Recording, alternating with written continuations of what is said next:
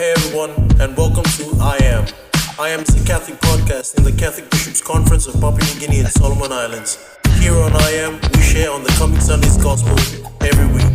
Thanks for joining us.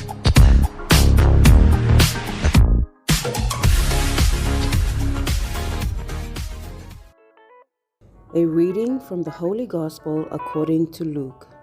Jesus then came down with them and stopped at a piece of level ground where there was a large gathering of his disciples, with a great crowd of people from all parts of Judea and Jerusalem and the coastal region of Tyre and Sidon. Then fixing his eyes on his disciples, he said, "How blessed are you who are poor, the kingdom of God is yours. Blessed are you who are hungry now, you shall have your fill. Blessed are you who are weeping now, you shall laugh. Blessed are you when people hate you, drive you out, abuse you, denounce your name as criminal on account of the Son of Man. Rejoice when that day comes and dance for joy. Look, your reward will be great in heaven. This was the way their ancestors treated the prophets. But alas for you who are rich, you are having your consolation now. Alas for you who have plenty to eat now, you shall go hungry. Alas for you who are laughing now, you shall mourn and weep. Alas for you when everyone speaks well of you. This was the way their ancestors treated the false prophets." The Gospel of the Lord.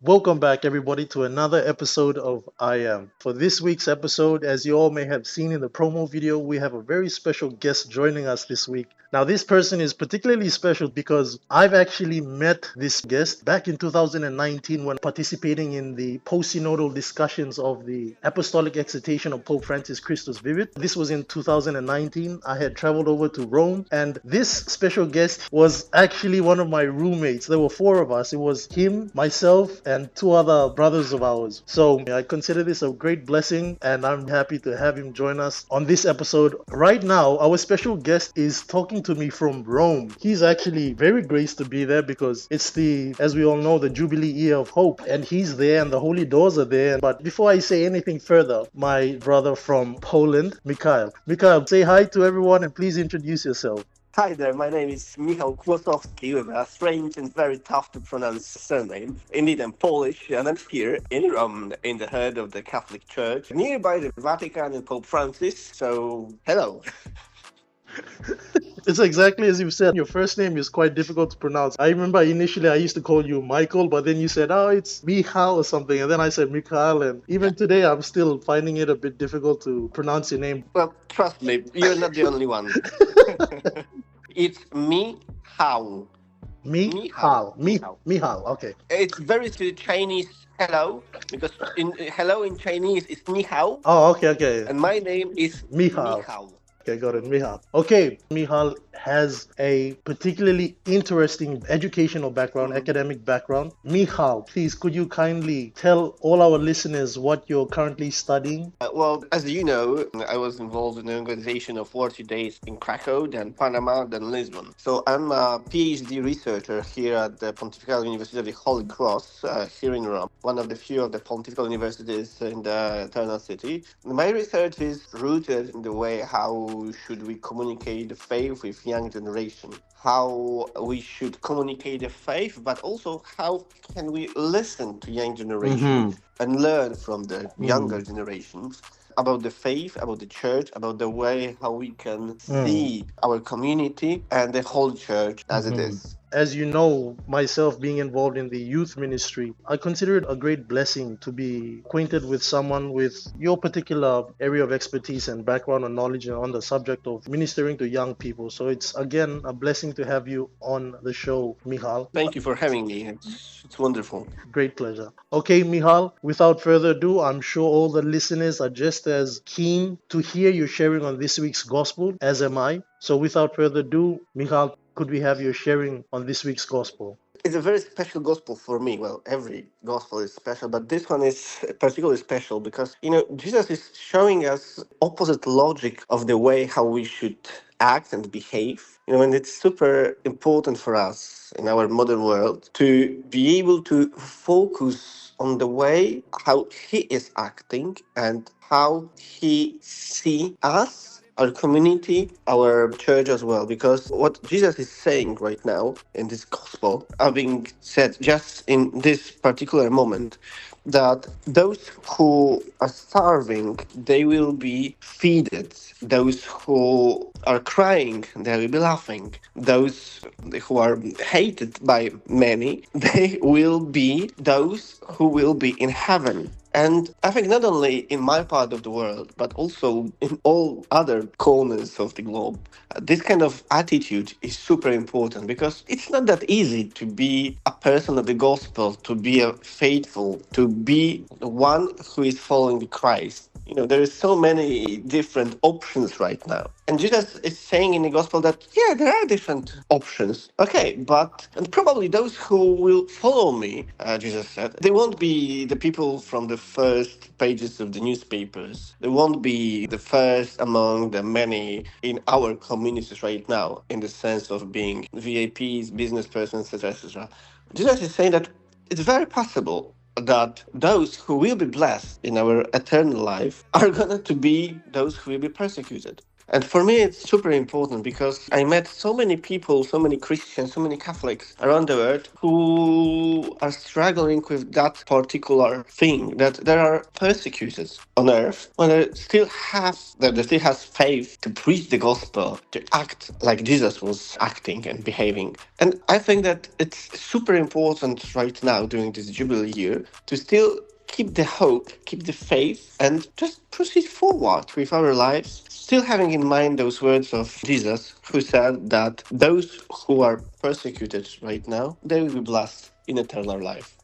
Thank you, Michal, for that wonderful sharing. And I'd just like to add on a couple of points on your sharing that I agree with. Now, I note something important that you've stated, that you mentioned that you have encountered a lot of people that are struggling with this particular hindrance or hurdle to their life of faith or to their relationship with God, and maybe even other people. And that is actually something that is common amongst all humanity. I think there's a word for it, secularism. And when we're secular, when we live by material things, it is in direct contradiction to the way that Jesus or God actually intend for us to live. Actually, about 2 weeks ago, we had the formation session for the parish pastoral council of our parish, and I was fortunate to have attended the formation session. And our parish priest is a Passionist priest, Father John Curtis, and he actually touched on this topic. And it's something that our parish priest always says, that this particular hurdle in the life of the people of faith striving to follow Jesus, secularism is one of the greatest hurdles that we have to face, because when a Christian tries to live both the life of faith and the secular life, he finds that there's a lot of contradictions, there's a lot of butting heads with his ideals, and ultimately he ends up having a complex life. And this is actually the truth for most of us Christians. We're trying to follow Jesus, but we also have the daily struggles of daily secular human life, and that makes life quite complex. Is there something that you'd like to say on that, Michal?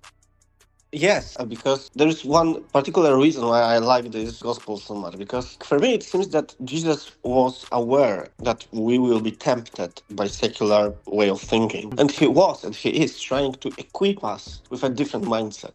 Because this gospel is kind of like a warning that it won't be easy to be a believer.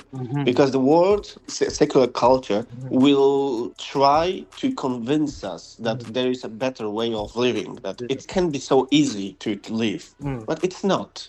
That's the temptation that secular reason has been giving us for many, many years.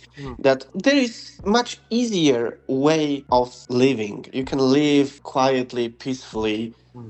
And Jesus is saying that, no. Why? The peace will be your eternal peace after the struggle you will be fighting with here on earth. So I like it so much, because for me, this gospel is a sign that Jesus was aware that we, in 21st century, will be fighting with this kind of secular mentality. And he's trying to equip us, give us tools, give us different way of thinking about what is important, how to live your life. And finally, because of all of that, I think that this gospel is a particular sign of Jesus being with us all the time. even 21st century. Wonderfully said, Mihal. You know, there's something that Jesus, at first sight, when we see his teachings, it may seem so confronting and so conflicting with the secular Mhm. lives that we are so used to because we grew up in this secular system of living. But Mhm. in secularism, there is a particular way to live in secular life, and that is that you have to be the best. You have to be the top of the notch. You have to be the cream of the crop. There's always a race concerned in secularism, but Jesus teaches us and reminds us when he teaches us with these conflicting teachings, he's actually telling us that no, you're not meant to compete. You're all equal. You're Mhm. meant to love each other. It is not what you've been taught. It is not a race. It is not something about status or who has the more awards or accolades. No, you're all actually supposed to love one another because you're all equal in the eyes of God. Mhm. That's He's not contradicting us, and we both can agree that at that time, his own people, the Jews, were not quite a fan of his teachings because he actually was contradicting their secular lifestyle. And so, again, in this Exactly. gospel, I see that he's doing that again here in the 21st century, just as he did back then. He's coming back and confronting these secular lifestyles that are ruining human society and Mhm. ruining human relationships. That's something that I'd Mhm. just like to add on to what you've said. And I'd like Mhm. to also say there's points that I've picked up in the gospel as well that I'd like to Mhm. just say something on, and you can probably give your thoughts on them as well. We see that he's speaking to those who are on the bottom end of the line or of the ladder. He's saying, to those who are Mhm. poor, you will be blessed. To those who are hungry, you won't be starving. You'll have all that you want. He's actually giving more honor to those who are considered the least, the last, and the lost in society. But Exactly. I feel like some people who might take this Mhm. to the extreme meaning and say that, oh, so that means that rich people are evil. That means that people who have a lot to eat are evil. That means that people who have a lot of money are evil. So I'm Mhm. sure you'll agree with me that that's not what Jesus is saying. Jesus is not saying that Exactly. there's anything wrong with money, there's anything wrong with worldly success. No, he's not saying that. What I believe Jesus is saying is that he's speaking to us to make sure that we do not use these things to try to make ourselves better than our neighbor or our brothers and sisters. And he's reminding us Mhm. to not make these things the treasures of our hearts, that these are not the things that identify us. What identifies us is that we are all the children of God. Jesus, he wasn't like a businessman. It's not like that. God, there is no part in the gospel in which Jesus is saying it's bad to be rich. Yes. Mm. Of course, it's not easy to stay focused Mm. when you are rich. Focus on the way that God should be put always first. Because when you have a lot, True. then it's quite easy to fall into temptation. Yes. And that's exactly what Jesus is saying. Mm. And the second point is you can be rich, you can have a lot.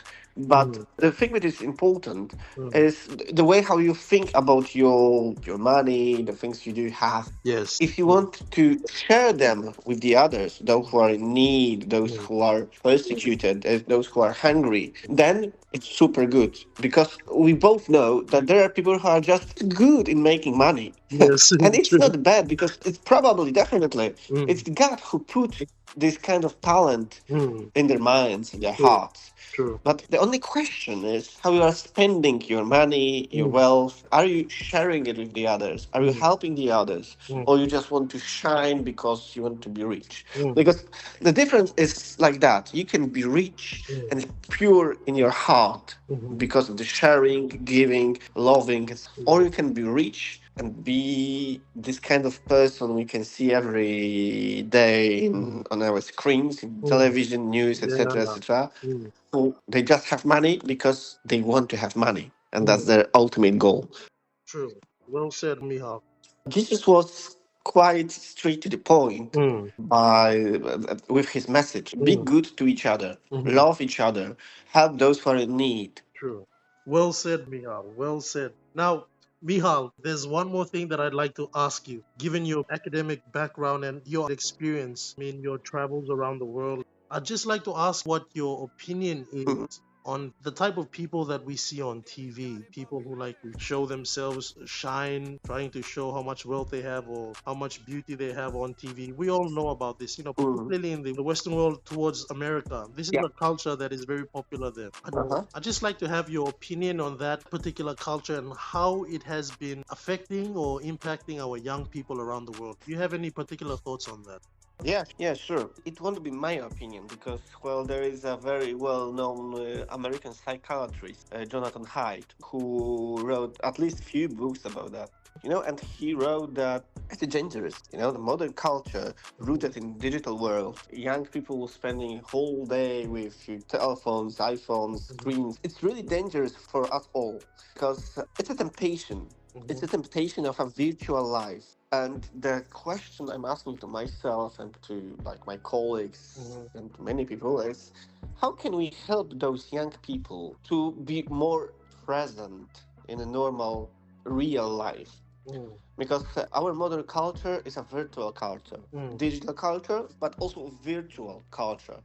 You can be anyone you'd like to be there. You can create your avatar. You can create like thousands of Twitter, TikTok, Instagram accounts. And you can act differently managing each one of those accounts. So what is Jonathan Haidt saying is that we should try to help young people to get out from virtual world as much as possible, build normal relations between them and us, because that's the only way we can heal the society, by spreading the normal, real love, kindness, relations, not rooted so much in digital virtual world. Because, as the old saying is, you are what you eat. So if your cultural diet is made of only fake virtual news content, you will be as this culture. You will be virtual. You will be fake. Yes. So we should be as much present and focused and real in normal, natural, real life and culture as we possibly can.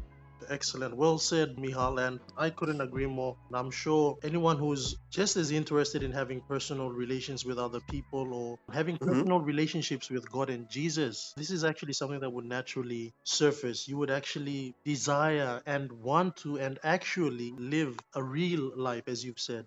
Okay, Michal, thank you for your wonderful sharing. We've come to the end of our sharing on the gospel, and before we go, Michal, could you, in your spare time in Rome, make a pilgrimage for the listeners? Could you do a pilgrimage for us by going through the Holy Door and offering us all up in your little Sure, pilgrimage with into a the Holy Door? pleasure. Thank you so much. Thank With a you. pleasure. I will try to do it as soon as possible, and you can be sure that I will send you some pictures and video. Wonderful.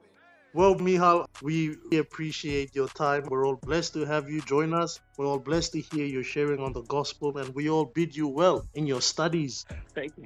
And Thank you very also, much. Thank you very much. we all bid you a very prayerful pilgrimage and stay in Rome, especially during this Jubilee Year of Hope.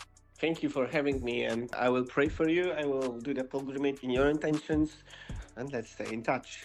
And to all our listeners, thank you for joining us. We'll catch you on the next one next week. Bye for now. Thanks for joining us for this episode of I Am. If you like the sharing of the gospel for this week, share it with your family and friends. And don't forget to click like. And if you'd like to stay updated on future episodes every week, subscribe to the channel. Thank you, and we'll see you on the next one.